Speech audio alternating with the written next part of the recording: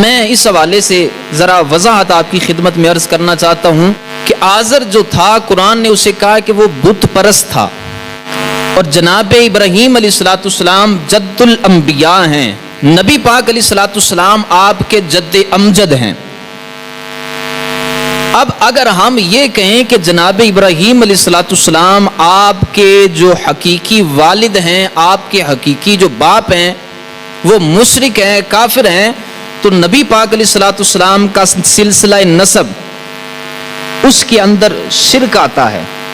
اور نبی پاک علیہ السلام آپ نے یہ فرمایا ہے کہ میں ہمیشہ سے پاک پشتوں سے پاک رحموں کی طرف منتقل ہوتا رہا ہوں۔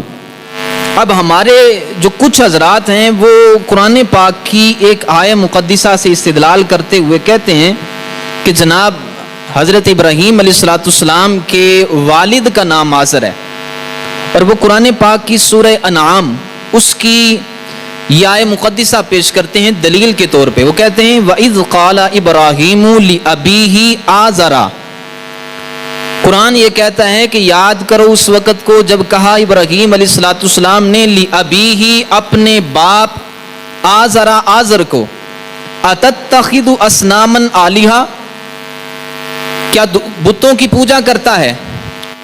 اب مخالفین یہ کہتے ہیں، وہ کہتے ہیں کہ دیکھیں یہاں پہ قرآن پاک نے ذکر کیا لِأَبِيهِ آزَرَ کہ آپ نے اپنے باپ آزر سے کہا۔ عربی گرامر کے اندر اور قرآن کی لغت کے اندر اب کا جو لفظ ہے وہ حقیقی باپ کے لیے بھی استعمال ہوتا ہے، چچا کے لیے بھی استعمال ہوتا ہے، دادا کے لیے بھی استعمال ہوتا ہے۔ اور عرب کے جو لوگ ہیں وہ اس لفظ کو چچا کے لیے بھی استعمال کرتے رہے، دادا کے لیے بھی استعمال کرتے ہیں، اور حقیقی والد کے لیے بھی اس لفظ کو استعمال کرتے ہیں۔ اب قرآن پاک نے یہ بات ارشاد فرمائی کہ آپ نے اپنے باپ آزر سے کہا، یہ نہیں کہا قرآن نے کہ نے اپنے والد حقیقی آزر سے کہا، بلکہ یہاں پہ ذکر ہے لِأَبِيهِ کہ آپ نے اپنے باپ آزر سے کہا۔ تو مراد یہ ہے کہ یہاں پہ حقیقی والد مراد نہیں بلکہ چچا مراد ہے۔ اور دوسری دلیل اسی حوالے سے میں دینا چاہتا ہوں کہ یہ لفظ اب جو ہے نا یہ دادا پہ بھی بولا جاتا ہے، لفظ اب چچا پہ بھی بولا جاتا ہے، لفظ اب جو ہے یہی لفظ اب حقیقی والد پر بھی بولا جاتا ہے۔ جناب حضرت یعقوب علیہ السلام آپ کی وفات کا جب وقت قریب آیا نا تو آپ نے اپنے بیٹوں کو اکٹھا کیا اور ان سے فرمایا کہ میرے بعد کس کی عبادت کرو گے؟ تو انہوں نے آگے جو جواب دیا قرآن کا حصہ ہے اور وہی میری دلیل ہے۔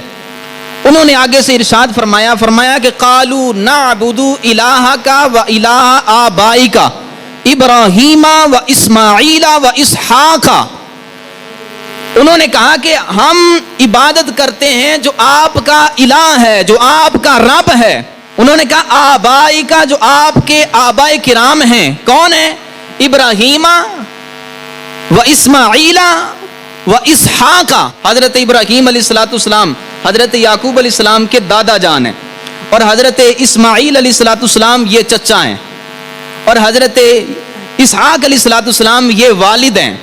تو ایک ہی لفظ اب دادا کے لیے بھی بولا گیا، چچا کے لیے بھی بولا گیا، اور حقیقی والد کے لیے بھی بولا گیا۔